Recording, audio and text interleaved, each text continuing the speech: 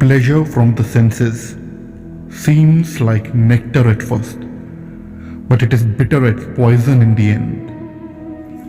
Sensuality destroys life, luster, strength, vitality, memory, wealth, great fame, holiness, and devotion to Supreme.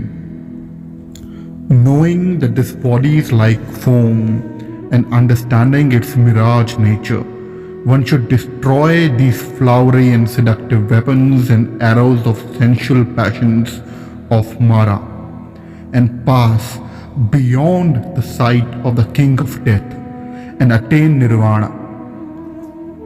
Yearning for pleasure captivates man, but then causes passion and anger in him. Things divine are not attainable by mortals who understand sensual things. More you run after sensual pleasures, more your thirst and desire increases.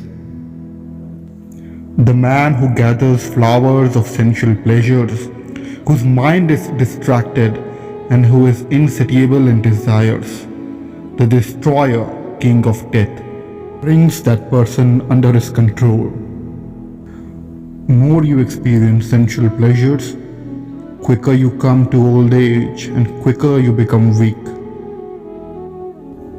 The man who gathers flowers of sensual pleasures, whose mind is distracted, death carries off that person as a great flood sweeps away a sleeping village. Enjoy present pleasure in such a way as not to endure future ones.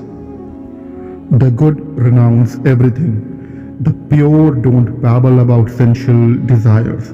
Whether touched by pleasure or pain, the wise show no change of temper. Sensual pleasures are like soap bubbles, sparkling and shiny. The pleasures of intellect are calm, beautiful, sublime, ever enduring and climbing up to the borders of the unseen world. A confused man is a miserly one who does not solve the problems of life as a human and who thus quits this world like the cats and dogs without understanding the signs of self-realization. Don't indulge in careless behavior.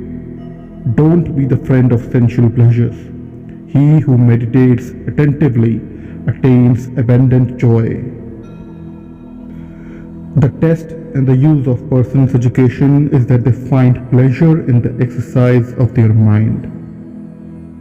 Perhaps Westerners are in a better position to practice true renunciation than uneducated Orientals, because most Western people, by the time they come to the Dharma, have led a pretty full, worldly life with lots of sensual pleasures, money, and lots of toys to play with.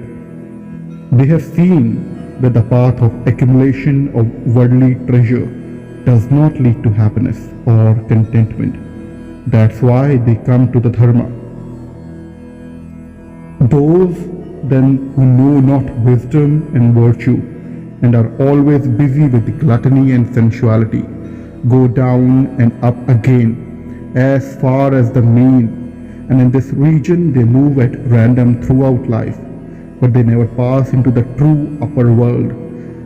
They neither look nor do they ever find their way. Neither are they truly filled with true being, nor do they ever taste of pure and abiding pleasure. Persons who are led by the material conception of life do not know that the aim of life is the realization of the absolute truth, and they are captivated by the external features of the material world, and therefore they do not know what liberation is.